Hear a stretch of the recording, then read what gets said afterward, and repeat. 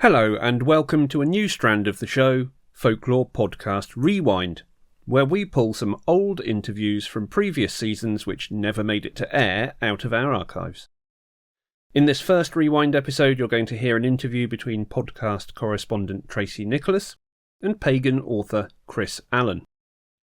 Chris will be discussing two of his books in particular, The Black Book of Johnathan Knotbristle and Whispers from the Coven. These are an interesting mix of ideas as both are fiction titles, but they incorporate usable spells into their text. Chris has an interesting story to tell, in particular about the way that Johnathan Knotbristle came into being. Just to let you know, and this does come up in the interview, Chris has had a stammer for most of his life, for which he's had therapy when he was younger. He's now able to deal with this exceptionally well. But from time to time it does still form part of his speech pattern, and you'll soon tune into this. Finally, of course, being an older interview, both of these books are easy to find if you'd like to purchase them, from online or from in-person booksellers. I hope you enjoy the interview. Welcome, everybody. I'm here today with Chris Allaun, who is a published author, pagan teacher, and alternative healer. He has been studying witchcraft, magic, and paganism since 1992. He's one of the founders and an ordained minister with the Fellowship of the Phoenix. He has been an initiate of traditional witchcraft since 2002. He is also a Native American pipe carrier and studies the path of the Red Road. He teaches classes and workshops on magic, healing, shamanism, and necromancy. Welcome, Chris. Thank you for being here. Hi, thank you for having me. I appreciate being on the show. So can you start us off by telling a little bit about yourself and the path that you've taken to get you to where you are today? That's a little question to start with. A little bit about myself. So it's strange because I actually was born in Evanston, Illinois, right by Chicago, but I was raised in a little teeny tiny town outside of Houston, and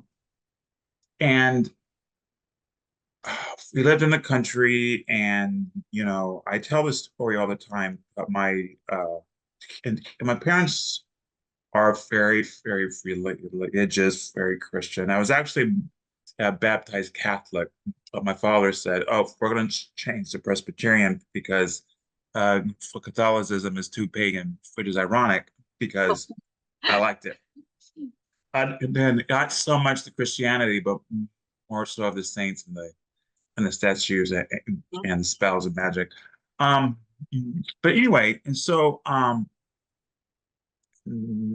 anyway, I would my father took us to church every single Sunday, and then after church we would go play in the woods as kids. And so I was always filled with like the divine and God and creation, and so I would take that energy and I would take it into the woods. And so I was very but I found paganism, it made sense, Sure. So like, oh, the divine and nature and the trees, and made no sense to me. So I started to read and teach myself about paganism and witchcraft and things like that. And then and that was back in 1992. And so I got formal training with an official teacher and all that. In 2001, I became ordained in 2002. We created the Fellowship of the Phoenix. And then that same year, I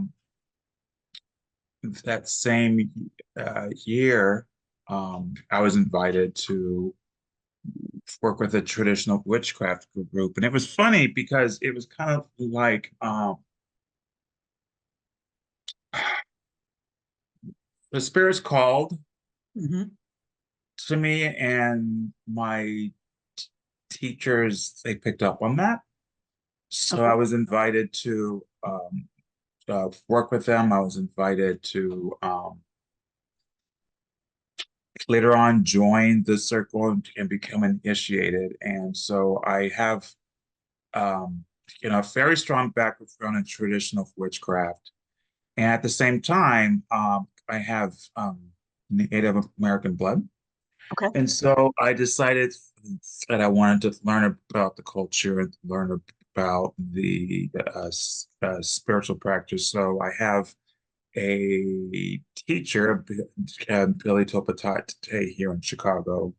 And so I got permission to become a pipe carrier and things like that. And so between that and my native teacher, Billy, she's also a Reiki master teacher. So I learned that from her, which fit well because at the time I was a massage therapist. I have people ask me all the time, how do you have traditional witchcraft and then indigenous spiritual practices and then Reiki? I'm like, it's just what kind of evolved and grew over like, what is it now, 30 years? Shit, 32 years. Um, and so, yeah, so that was my path and how I became an author. I've always had an infinity towards the ancestors and working with the dead. And so at the time when I wrote my first book, Underworld, there really wasn't any books on the topic at all. I mean, you can find some like vaguely kind of a page or two about, oh, here's shamanism, here's the underworld, the end. And so I wrote a book about it. And so that's how I, you know, got from being a witch or a healer to an author. So that's my story in a nutshell. And what is the path of the Red Road? So it's funny because it's and Native American spirituality. You hear a lot of it. If you ever hear the Lakota teacher speak or read any books by and Native American healers, they talk about it. In the Red Road, um, in Lakota spirituality, in some of them, the Red Road is the path of the East. In some traditions, in some tribes, it's in the South, and other tribes in the North. And one of the things I've learned to do is try not to lump all native traditions into one cosmology or symbols or paths or things like that. Each tribe, and to be honest, even in Lakota, I've seen different Lakota groups do different things, and wherever you are, that's what it is. If Mm-hmm. that makes sense. Absolutely. Yeah. And the red road just means like trying to live a good life, a life of helping others, a life of of being connected with the spirits, of being a good person, being connected, loving Mother Earth, loving your community, things like that. Wow, that's great. Thank you for that. So we are going to focus on your most recent books as we continue to talk, but can you just give sort of an overview of your body of work? My bibliography. Yeah. My first few books were it's the underworld. So I mean, clearly it's at the ancestors and the dead and things like that. And then after that, I was like, oh, I'll have to do the opposite now. And so I wrote a book on the upper world about the gods, the planets, the zodiac, and the angels, things like that. And then I wrote the other world. So it's like a set. So we're talking about fairies, elves, dragons, nature spirits, plant spirits, things like that. And then I have a guide of spirits it talks a lot about my psychopomp Okay. work. And again, you know, I've seen books on fairies and dragons and things like that, but it's very rare to see anything on psychopomp work. And psychopomp just means helping um, helping the dead cross over to the afterlife. Hmm. I look at it as like it, at its core, it's energy healing. It does have journey work in it, spirit work, things like that. And then of course I have, Johnathan, Knotbristle and things. So that's yeah. All right, so let's talk a little bit about Johnathan Knotbristle and at the time that we're recording this, your upcoming book, Whispers from the Coven. Hmm. So a big departure from the stuff you had written before. Yeah. Um, most notably that it's fiction, but does incorporate some real world stuff as well. So Hmm. what inspired you to write Johnathan? So, and my traditional witchcraft um, circle, I've worked a lot with the witch ancestors, and the witch ancestors, these are the spirits of witches, herbal healers, and magicians, whatever, who have died, and I invite them to join us in our circle and things. Um, some traditions I call them the hidden company. Some traditions say they're the ascended ancestors, things like that. But for me, it's like uh, uh, ancestors who resonate with the tradition, or I should say, the magical practice that my circle does. Mhm. And Cross Crow Blake and the Wick. Blake was just like, "Oh, I have a publishing company," and I've known Blake a few years prior, and he was just like, "I want you to write something for us." And at the time, I was smack dab in the middle of a graduate program for divinity. And I said, absolutely not. Are you crazy? I can't put one more thing on my plate. And Blake, being Blake, was like, no, you got to do it. And I was like, okay, um, maybe I could write something really quick in the summer, you know. I was still taking classes. It was just that summer I don't is not so heavy Okay. with classes. So I thought, okay, what can I write that's fun and magical that I could write over the summer? Yeah, because if you ever write a book on shamanism or witchcraft, there's a lot of research that goes into it, and writing and editing, and from start to finish, it's about a year or so of research and things. And I Sure. just didn't have the time. So I decided, hey, let's look back up how I was uh, taught in traditional witchcraft through stories of my teachers. Also, in the Lakota path, whenever they teach you, they teach you through storytelling. And I was like, I kind of like the idea of sitting at your teacher's foot and they're in a rocking chair, telling their story of witchcraft, of their adventures, of magic. And I said, I think I have an idea for a book. And how does that manifest? And what does that look like? And I sat at the computer, and I have a special cauldron I use to summon the witch ancestors. And so I said, hey, witch ancestors, inspire me, teach me, let me tell your story. And Johnathan, and that isn't his real name, the spirit of Johnathan came through. Hmm. And so I've written down things he showed me, things he talked to me about. And so that's how Johnathan came to be. So Johnathan was a spirit that came to you and Uh-huh. shared this with you, and Yeah. you put it down on paper for us. Yeah.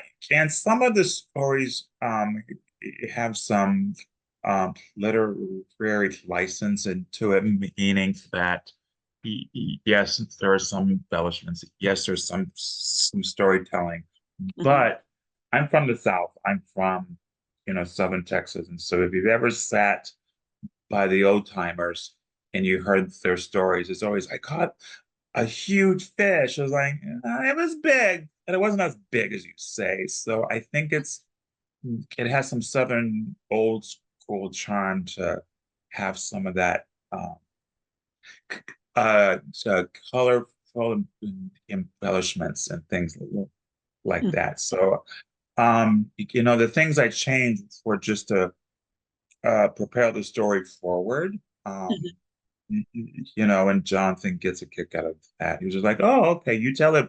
Sometimes you tell it better than I do." So I'm like, "Okay." That's awesome. So yeah. So yeah, Jonathan is a real spirit. Um, his story is his, Mhm. but there are some changes I made and some embellishments. I don't want to say fiction per se, and I don't want to say exaggerations, but a couple here and there. Sure, sure. And the retelling of a story that can happen. Absolutely. Now, I really thought I loved the voice of Johnathan in the Mhm. book, Yeah. and his particular accent, the way that the words he used. I actually read it last summer, and I spent a lot of my time reading it out on my deck. And I got to the point where I just wanted to read it out loud to myself, just because I loved the cadence of the language in there. Is that really how Johnathan sounds to you, or is Oh that yeah. something? Okay. Oh yeah. You never spent any time in Texas then because no, the Southern accent is very, you know, my family, I've been in Chicago since 1997, and I had a whole lot of because of my stutter of speech therapy, and I was in theater, so lots of vocal classes, and so I don't have an accent per se. But my family, my brothers and my parents, oh my God, is so strong. I used to tease them. I used to say, "You want to speak like a person from Texas, throw some gravel in your mouth, and that's what it sounds like. Because I Uh-huh. don't even want to hear things. I kind of talk like this, and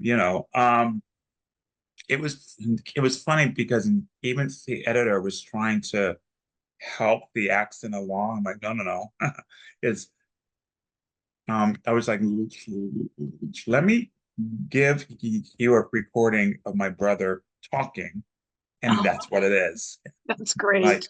like, like my younger brother, his accent, because he lives in the deep country. It's thick. Well, I mean, thick. It's thick. It's almost Wow. like a totally different language. Yeah. Mhm. Yeah, there was something about for me reading it out loud that really sort of made it much more real to me, and it made it feel much more nuanced, and it had a lot more depth that way. So I can absolutely believe that developing that way through listening to Johnathan and then helping your editor listen to your brother. That's great. Well, yeah, and I got the idea because when I was in high school, I was a fan of Ernest Hemingway, and when he had an accent, that's how he wrote it, and I remember that, and I thought that was kind of cool, so I wanted to be authentic to the accent. So, because I thought about just writing it, but I was like, no, I mean,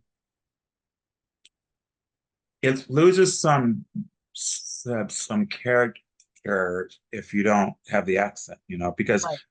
if you spend time in the country in Texas, it's the very thick accents. So if I didn't have the accent, it would do a disservice to the character. Sure.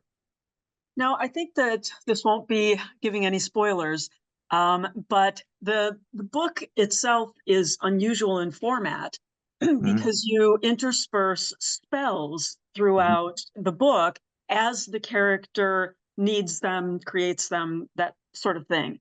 And mhm. so, what inspired you to do that way?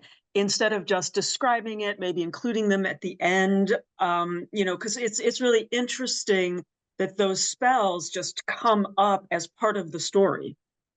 Well, part of the idea is that if you've ever seen, an herbal remedy book from the South or anything, or even a family recipe book, there's a little bit of a story in there, and it would say, "Oh, this is your great grandma's sugar cookie recipe, and she gave this to me when I was 13 years old, and it was a birthday present. It was so special to me."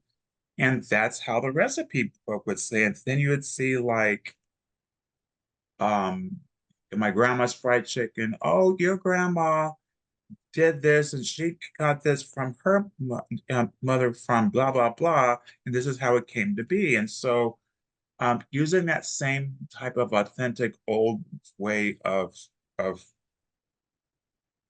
spells, because when you learn to write your own spells and things, Mm-hmm. there's always a story like, why are you doing the spell? Why are you casting the love spell? Why are you doing a success spell? Why are you doing a spell to get a job? Because this reason, this reason, this reason. And I think when you understand the nuances and the reason and the feelings behind it, because what is a good spell feeling? Mm-hmm. You have to have that emotion. You have that drive. And when you understand all those things, I think the spells are more powerful. Mm-hmm. Um, yeah, it's kind of, I mean, I actually think of Johnathan as a recipe book for magic. I do, is because it's just how he talks and who he is and how he did this spell. Because at the core of it, he's trying to teach you. He's trying to teach you the magic. However, he's teaching you through his story, Mm-hmm. you know. And Right. so that's why the spells are there. And they're also in the back of the book too. Originally, I wasn't going to do that. Uh, but then I had a few people like, "Hmm, let's just have all the spells in the bag. So when people want a quick reference, is right there for them." And I was Right. like, okay, fine. Now, did you write these spells themselves? Was it part of what Johnathan shared with you, or did you adapt them from other spells you've used? So some of the spells are directly from him.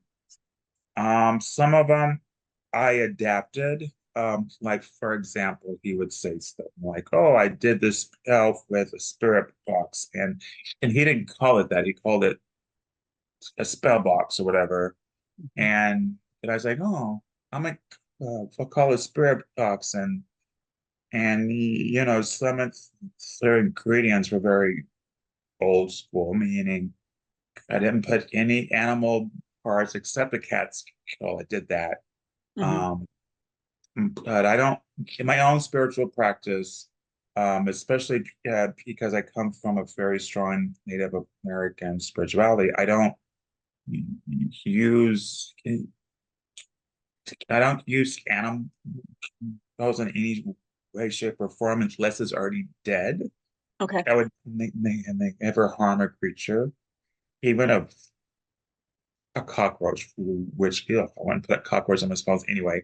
Yeah. But I'm just saying I wouldn't harm a thing because Mm-hmm. even insects have a spiritual purpose. But yeah, there's skeletons laying around, sure, because they're already dead. Right. So anything like that, I just made it a little bit more 21st century in Mm-hmm. that regard. So hence some of the changes in embellishment, things like that. But the majority of the spells are directly from him. Okay. Um, yeah. And so then, if we can shift a little bit to Whispers from the Coven, you Mhm. carried on with that same style, although significant change in this book in that it's not written by one character the way that the Black Book of Johnathan Knotbristle was. Mhm. And so where was your inspiration for that book and those characters? So again, Cross Crow was like, I want you to write another book. I was like, I'm, um, I don't have a whole lot of time. So um, here's what I wanted to do. And I did get a lot of people say, we want there to be a Johnathan Knotbristle sequel.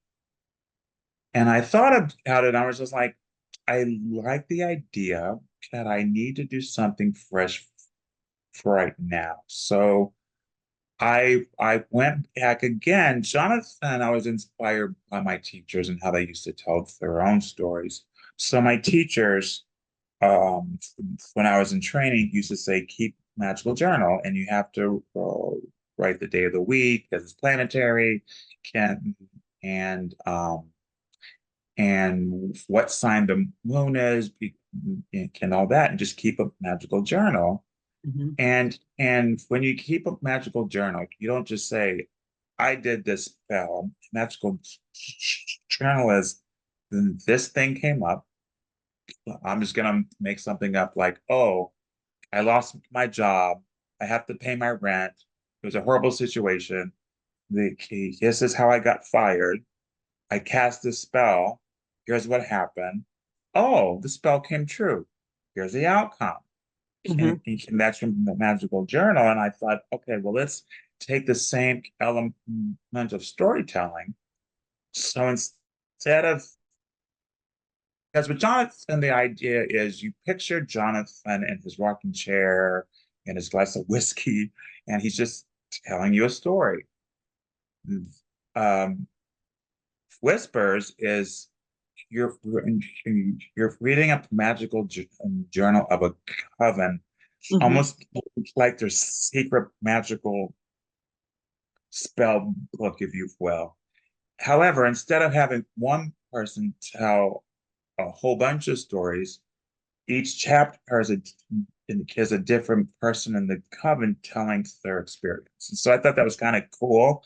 Plus, I'm a child of the 80s. And do you remember uh, Tales of the Crypt? Oh yeah. That how every Saturday on HBO they would tell you a different story about a murderer or a ghost or a zombie or a vampire. Right. And I kind of like that idea of a short story, magical horror fantasy thing. And so I wrote that. Yeah, and that's how this first came to be because I was trying to keep the same storytelling idea of Jonathan, but have something new and have something a Mhm. little different. Sure. Yeah, I thought that, it was interesting that there were these all these different stories that Mhm. each different person was having this experience.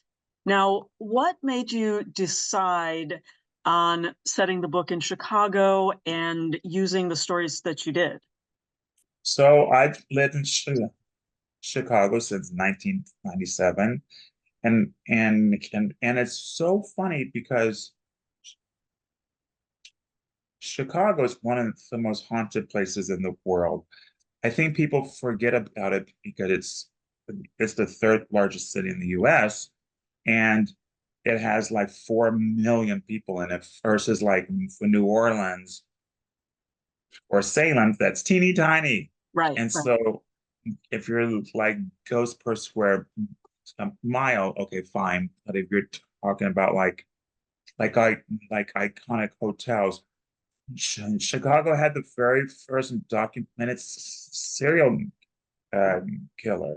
Right. And there's lots and lots and lots of famous ghost stories, and one of the things that's interesting is there's a theory that says the reason, like for example, Chicago's had John Wayne Casey hang out here. They had Jeffrey Dahmer. They've had all these serial killers and psychos and hauntings and a long time ago, the city decided for I forget exactly why. I want to say because of the pollution to change the flow of the Chicago River. So the river flows in the wrong direction. And if Right. you know anything about magical geology and spirits of the land, rivers is a natural flow of energy.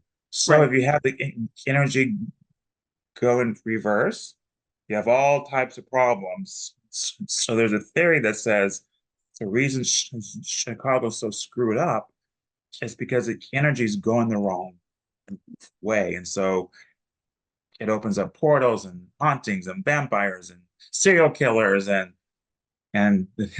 it's my kind of town. Yeah, that's great. I had never heard that theory before. And I've even taken like a haunted ghost tour along the river and down the lakeshore. Mhm. And so whoever was doing that tour missed that theory entirely. So I'm very glad Well, to it's hear about this. plus a theory in the magical community, so I don't think a regular tour guide would understand even what that means, you know. Right, right. Um, and so the stories to me, because I grew up in Chicago and I've lived here all my life, they were very familiar, but I imagine a lot of them will not be to people who aren't from around here. And it's weird because I and Wait, hold on. I heard of a I'm sorry, Chris. You just broke up. All I heard was it's weird, and then it was silent. it's weird the end. Um no, it's weird because some of the stories I've actually heard before, and some of them I have not. And when I did the research for it, I knew all the places, Mhm. but like the theater fire and like the Congress Hotel, I didn't know half of those stories, and so it was really fun to do the research and to learn. It's all online. Right. I mean, you find the stories on YouTube and websites, and people do ghost tours in Chicago all the time, and it's all there for you. Mhm. Um, it's cool because it's kind of like all these places I've hung out at. So I'm like, yeah, let's write a story about that. Plus, Jonathan, so as I'm close to my hometown, Mhm. growing up, so it felt appropriate to have a magical story in Chicago where I live right now. Right. So two of the places I've lived. And it's interesting that you talk about it as a sequel, which I didn't know right away starting to read the Whispers from the Coven that it was going to be. So it was delightful when that tie-in became clear to me. Yes, it's what we call an unofficial sequel. Hmm. Hmm. So it's the same universe as Johnathan, but it's not a direct sequel. Right, It's right, all brand new characters. It's in a whole different time. It's in for 1947 versus 1850. right. And so is there any hope that we might see more stories in the Johnathan universe? I am thinking about it. I'm one of those people. I'm a Gemini, and so I have tons of ideas and tons of things I want to do, but I just have to think about the time. And I'm a clinical chaplain, so I work at the hospital, and I'm about to start a doctorate program. So I just have to be careful about, timing and things. And I think so. I set it up in different ways to where Jonathan could absolutely have a sequel. So I have to think about what that looks like and what that is Hmm. and blah blah blah. Yeah, because that's a big, time difference between those two books, and Mhm. certainly lots could have happened in Jonathan's life after we leave him at the end of the Black Book. Mhm. Um, Yeah. So now I asked you about Johnathan and the creation of those spells. Were the spells created the same way for Whispers from the Coven? Did they come to you through these individual characters, or are these characters more created? So all the characters in Whispers from the Coven are all fictional. They're all fictional, and all the spells I created on my own. And it's uh, funny. One of the spells I talked about this, I think, in the introduction. Um, I was writing the spell out on the computer, and halfway through the spell in real time, it came true. Whoa. It happened. Like it happened. I was just like, oh, well, shit. That's a good spell. It's like, well, it makes sense because I truly believe that all magic happens first in the astral, and our hearts and our minds, of course, are connected to the astral. And if you're hyper focused on the outcome, and what's a spell? Visualization, Right. sending for the energy, connecting to the astral and the universe. And when you're a writer, and even if you're writing a poem, a song, and a short story, whatever, you're connecting to the energy. You have a visualization. You're sending energy out. So, I mean, think about it. So there are whole gods like Thoth that creates spells through writing. Right. So right. it manifests. So I know, and plus, these are spells I've used before. I would never write a spell that I haven't done before. Okay. But the spells have the same formula over and over again. So, you change the purpose, you change the materials and things like that. It should always manifest. But that's a whole other conversation about magic and spells and how they work and things. Sure. Can I say all the time, Whispers from the Coven is first and foremost a book of spells. Whereas Johnathan, I want to say first and foremost is a story. Yeah, I mean, I think that it's, having used stories that are out there for Whispers, it's, by its nature a little bit different because you have facts that you are working into the story of things that actually happened. And certainly, as you said, Chicago is so haunted. You could have picked so many different stories. So I don't think saying that they're Chicago stories is much of a spoiler because you could go not at all. on and on. And so, but then you also did have to pull it all back together because, again, it's a coven. And so even though these were all individual people telling stories of occurrences that happened to them, the pulling it back together was really, great. And it was so interesting the way that it all tied in, and each of the stories kind of filtered into the overarching story that you had to tie them all together. So what in the spells that were created there, and these were, I guess, more adapted in Whispers than created, you'd said that there is the same kind of formula for creating spells. What advice would you have for people who wanted to write their own spells?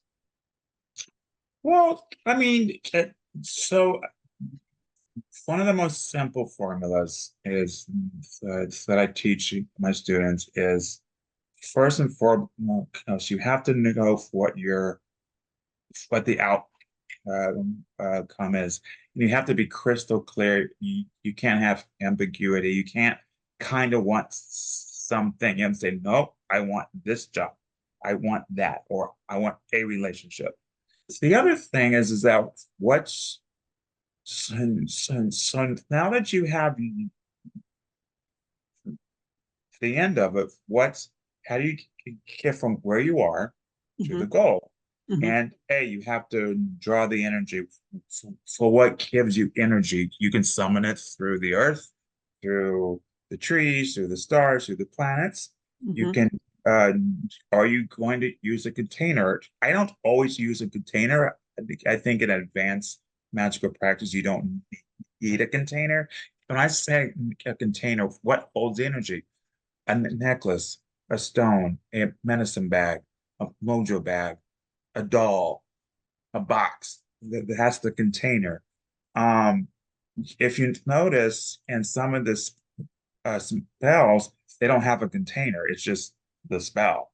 Right. Um, but there are some containers. I talk about God invocation, and I use a mask for that. And for people who are just learning spellcraft, a container helps you focus. A container, again, a candle, mojo bag, a box, a doll, etc. It's also an object or a picture or a symbol for your consciousness to focus on. Right. Like one of my favorites, I love candles. I don't need them in my practice, but I love them. I love candles. And so I usually light a candle, incense, herbs. I love crystals. Mm-hmm. You know, I'd like to incorporate those things, not because I need to, but because it feels magical and witchy to me and things like Right. that. Right. But once you have your container, you got to send the energy force. So you got to send the energy. So, um, you can breathe in the energy and enchant something. Mm-hmm. Like I'm hoping up my candle lighter here, thinking you can enchant your lighter. Um, you can enchant things, send energy things. I've told students if you're ever in a pickle and you need to cast a spell right now, and you're not home and you don't have access to your rocks, your candles, your bags, Mm-hmm. just send it out to the universe. Mm-hmm. Just send it out. Yeah, and I mean, I think that that's a pretty, traditional way that people practice magic. They used what they had on hand. That's right. That's And exactly right. yeah, and so I think that that makes a lot of sense. I like crystals, I like candles, and I like the symbolism of, certain things. And so that's, it helps me focus if I'm going to do a ritual. It helps me focus on Mhm. that symbolism of what I want to create. And that's why picking the right things is good for me because it's about my intention, right? Right.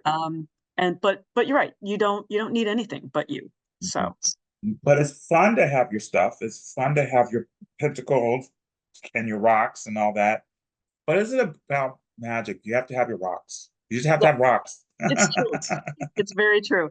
But that can be anything too, because I was talking to a friend of mine not too long ago, and she said, if you go out into your driveway and pick up a handful of gravel, Yes. that was part of a mountain once. And so, it's Right. the It's spirit of the sacred. mountain. Yeah. Yes. I remember back in the day when I first started to do spells and things, I thought you had to go and get the belladonna that you can only find in the cave in England, or you had to have the exact crystals that was harvested on the full moon. You don't have to do any of that, you Right. know. Right. I mean, I still have those things, but and I save them. Like I have like some rare crystals in herbs, but I save them because I don't want to use them. Then that's it. I want to just hold on to them because I want to connect to that spirit, and I want to learn from the spirit. Mhm. And indigenous spirituality, we say our rocks teachers, our plant teachers, our flower teachers, our tree teachers, things like that. Right. Yeah, I think that it goes back to that old joke of, when people first get into magic, witchcraft, they have to have everything be perfect. They set it all up. And then after you've been doing it for a while, you're just like, yeah, you know what? I'm going to manifest, some money now. And then they're done. Like So that's, just that's get simpler exactly and it. simpler. Yeah. So, all right. So can you tell us how people can find your books and also find you for your teaching and other services you provide? So you can find Johnathan Knotbristle and Whispers from the Coven on Crossroad Books. You can also find them on Amazon. Everything I've write is on Amazon. I don't sell anything through my website just because it's just a pain and it's just easier if I just have the publisher handle it, or Sure. it's just easier that way. Um, and then for um, so my teaching is very sporadic anymore. Like I said, I'm going to start a doctorate program, and I am going to go on a small tour, a book tour, and Mhm. then I'll teach classes. I don't know exactly what I'm going to teach. I have to give with the publicist and figure it out. Mhm. Um, I will take some students. Yeah. I say it like that because I used to do teach all the classes and have all the websites and have all those things. And I I'm I want to do things that now that are um joyful and not feel like a job. And when it starts to feel like a job, because I have a job, and plus Right. I lead the Fellowship of the Phoenix. I'm the priest for that, and I have my own circle, and so I'm doing a lot of magic all the time. So I'll take some students, Mhm. um, but it's a conversation. I don't just take whoever. Sure. Sure. That's good. Protect your energy. Well, it's that, and it's frankly lack of time. I wish I could take every student and everything. I have learned self-care. I have learned to take a day off or two. Yeah, that's important too. I mean, you can't do everything, and it sounds like you're doing an awful lot as it is. I know. It's like having four jobs right now.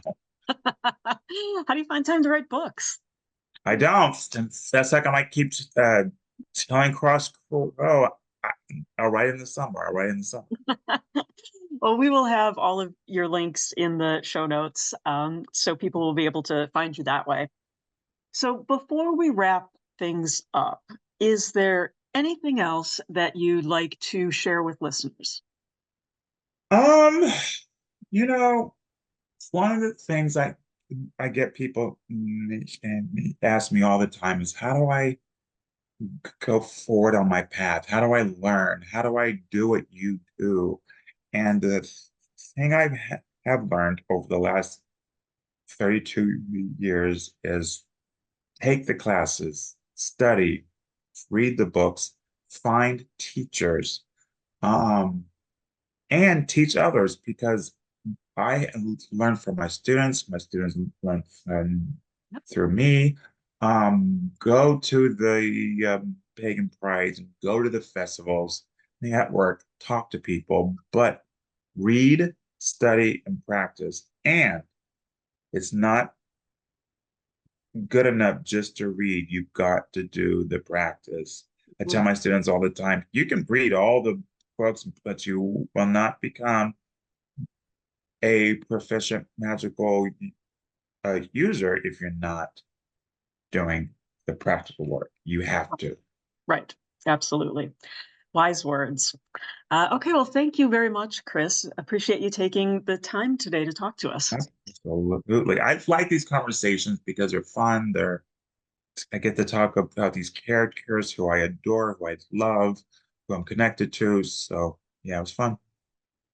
Thank you.